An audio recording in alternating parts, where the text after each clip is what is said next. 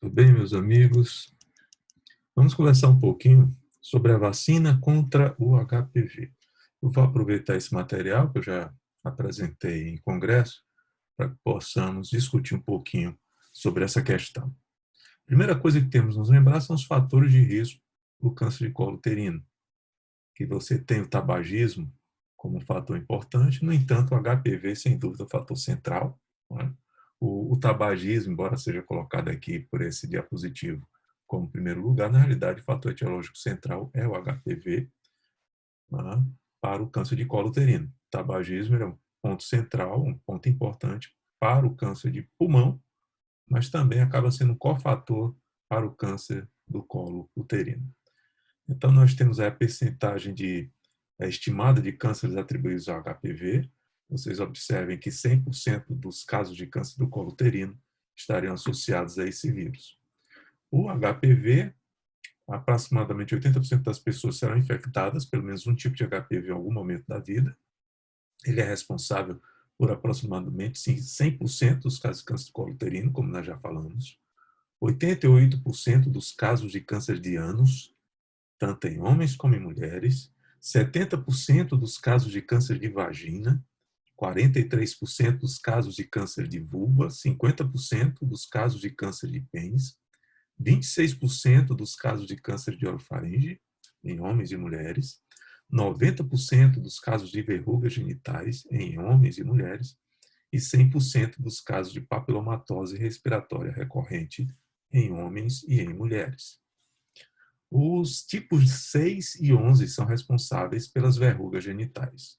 As verrugas genitais, que são altamente contagiosas, há cerca de 75% ou mais dos parceiros sexuais desenvolvem verrugas genitais quando são expostos a um parceiro que tem as verrugas genitais, e aproximadamente 25% dos casos têm problemas com relação ao tratamento dessas verrugas genitais.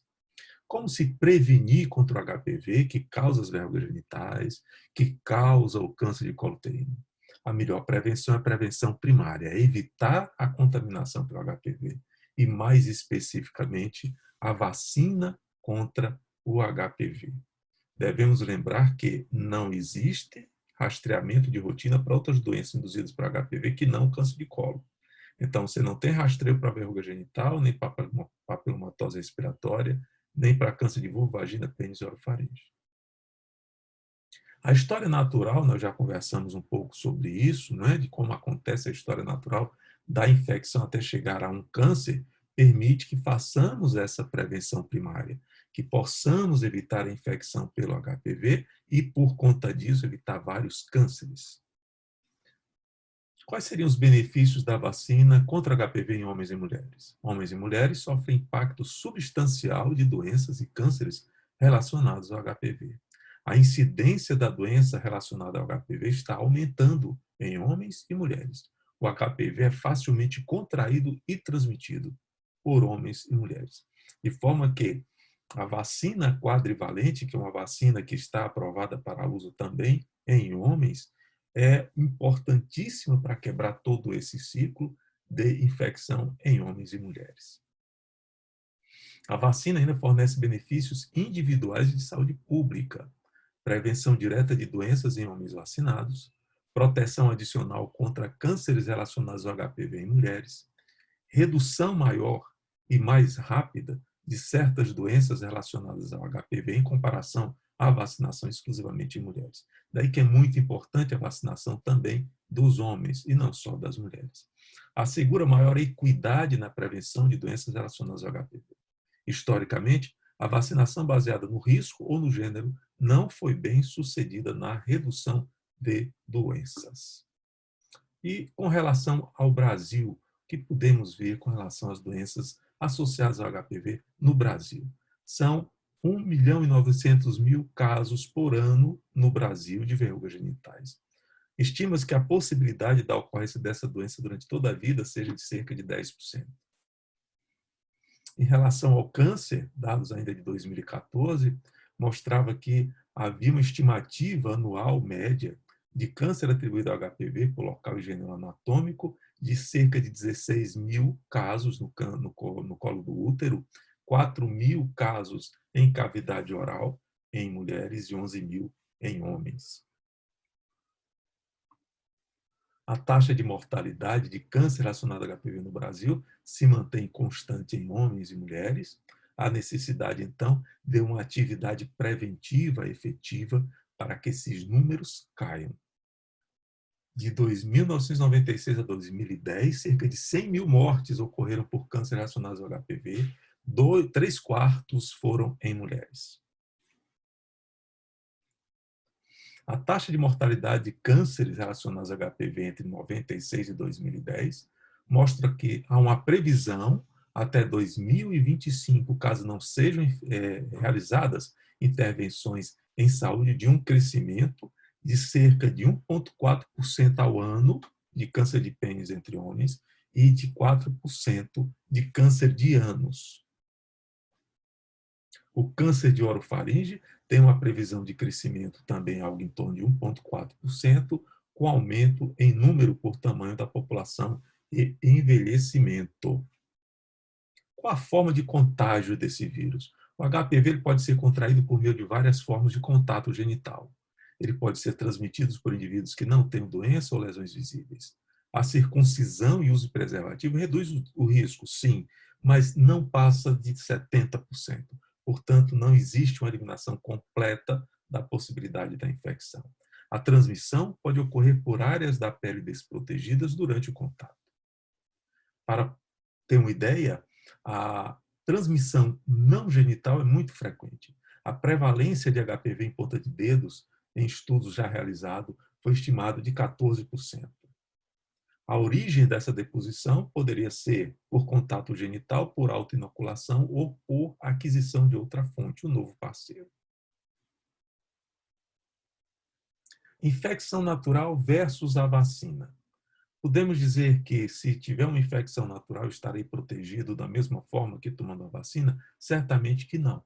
Vamos aí observar as diferenças. A infecção natural, o HPV, tem um ciclo reprodutivo de alta transmissibilidade. Na imunização profilática, as partículas não são transmissíveis.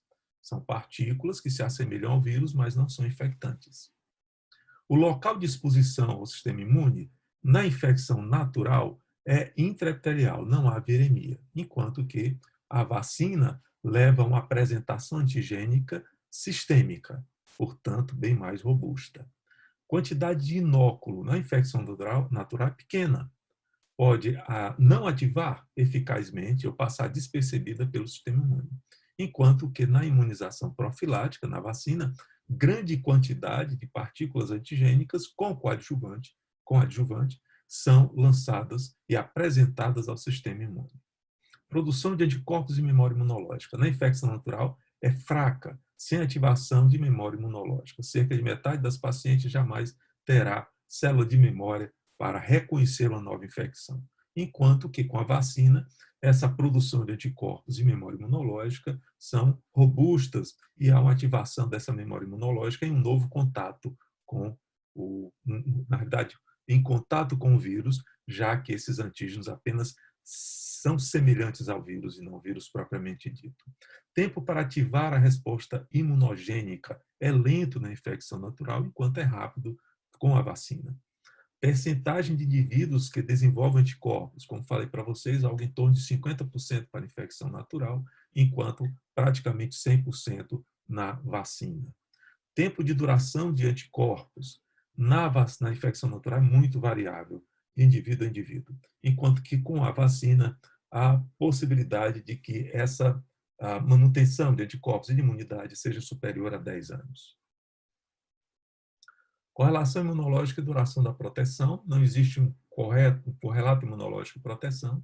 A eficácia é medida pelos desfechos. Na realidade, o que se quer com a vacina contra o HPV não é prevenir especificamente o HPV, mas sim o que o HPV pode causar. Então, é a vacina que previne contra câncer. A função da vacina é prevenir contra o câncer. A função da vacina é prevenir contra as verrugas genitais. Então, conhecendo a história natural da doença, você vai prevenir lesões que podem virar câncer. Portanto, vai prevenir as lesões de alto grau, que é o mais importante. A eficácia clínica já está deveras comprovada para as vacinas que são disponibilizadas no Brasil. A vacina bivalente, assim, em torno de 90%, acima de 90%, como também a quadrivalente para as lesões precursoras do câncer de colo uterino. Qual a melhor faixa etária, então, para vacinar? Sem dúvida, seria antes da exposição ao HPV, uma vez que 45% das adolescentes vão contrair o HPV antes da sua primeira relação sexual, com penetração. Então, sem dúvida, seria. O que não quer dizer que necessariamente tem que ser tão somente antes da exposição. Pode ser feita a vacina também em outras faixas etárias, além das meninas pré-púberes. A imunogenicidade é, sem dúvida, melhor nas mais jovens. Como aqui demonstrado, você tem uma resposta imunogênica bem mais importante até os 15 anos, comparado nas mulheres que têm 16 a 23 anos. Como também nos meninos, né? Então, tanto os meninos como as meninas vão ter uma resposta imunológica muito mais importante até os 15 anos. A vacina pode promover início precoce de atividade sexual? Claro que não. Claro que não. Não existe qualquer relação entre tomar a vacina e se sentir com vontade de antecipar um início de vida sexual. Não tem qualquer diferença. Isso está mais relacionado à educação que nós damos aos nossos filhos. Perfil de segurança. A própria Organização Mundial de Saúde já tem demonstrado, através do sistema de relato de efeitos adversos das vacinas, a segurança das vacinas contra HPV. São vacinas extremamente seguras, que não têm tido, observe que milhões de pessoas já foram vacinadas, e com isso se tem segurança e certeza de que é uma vacina efetiva e segura. Os efeitos adversos são pouco frequentes e, quando acontecem, são leves, inclui principalmente dor e hiperemia no local da injeção, que é uma coisa já esperada.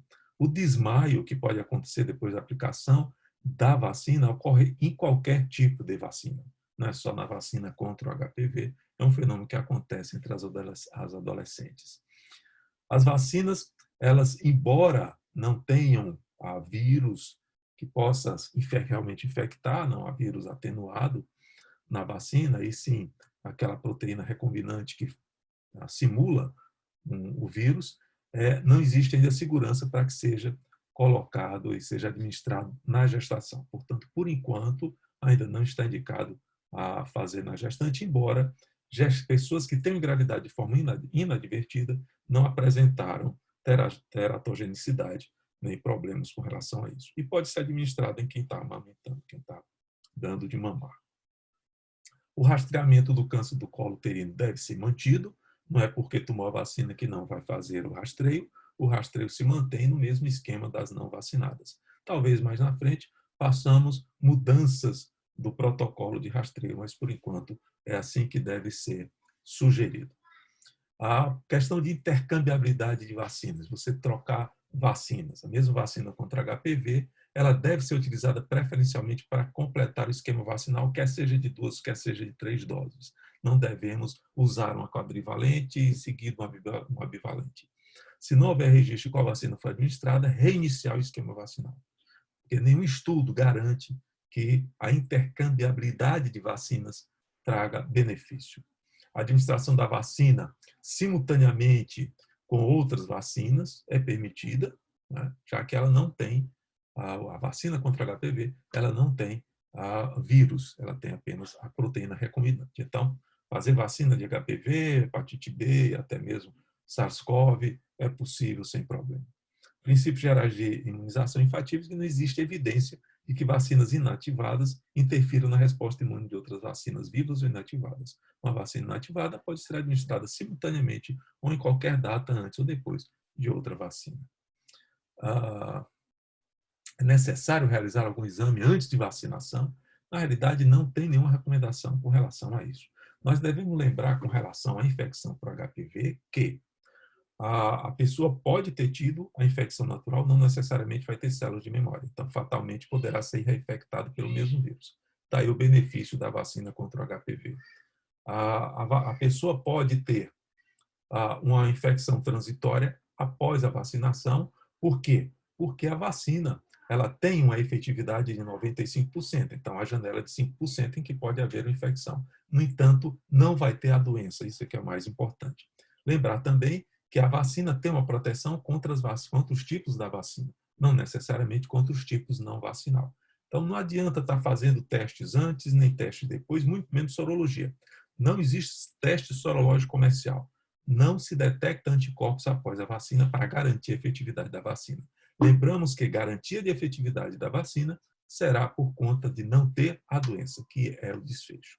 Existe um grande problema no mundo, que são os grupos radicais contra a vacina, e a melhor arma é a informação. Então, de um modo geral, as vacinas figuram como produtos biológicos mais seguros para o uso humano, proporcionando benefícios indiscutíveis à saúde pública. É preciso que os relatos dos eventos adversos pós-vacinais sejam apreciados numa perspectiva adequada como instrumento de busca de qualidade dos programas de imunização, sabendo que muitos deles consistem em associações temporais em que a vacina muitas vezes não é a responsável. O público deve ser informado corretamente sobre a ocorrência dos eventos adversos pós-vacinação, evitando os noticiários sensacionalistas e precipitados, que podem abalar a confiança na vacina e proporcionar resultados desastrosos em níveis populacionais. Dados do mundo real, a medicina baseada em evidência não estuda apenas a eficácia, avalia também o mundo real, testando até que ponto o que é eficaz consegue ser também efetivo. Então, eficácia, estudos clínicos, protocolos com restrições e devem ser reproduzíveis, enquanto a efetividade mostra tudo como acontece no mundo real. E nós já estamos nesse momento, nós estamos já numa fase 4 há bom tempo do ensaio clínico, mostrando que no mundo real a vacina contra o HPV realmente é efetiva. Lembrando apenas que em 2013 o Ministério da Saúde incorporou a vacina quadrivalente ao esquema vacinal do Brasil, né, do sistema de vacinação brasileiro, e já em 2014, meninas de 10 a 11 anos passaram a receber as doses necessárias para a imunização, lembrando que dentro do SUS não são 3 doses, e sim 2 doses. As meninas e meninos até 14 anos devem receber 2 doses com 0 e 6 meses, não havendo necessidade até o momento de dose de reforço para essa vacina. Essa é a campanha que o governo fez à época e terminamos por aqui. Espero que seja de bom proveito para vocês as informações que passamos aqui. Um abraço forte.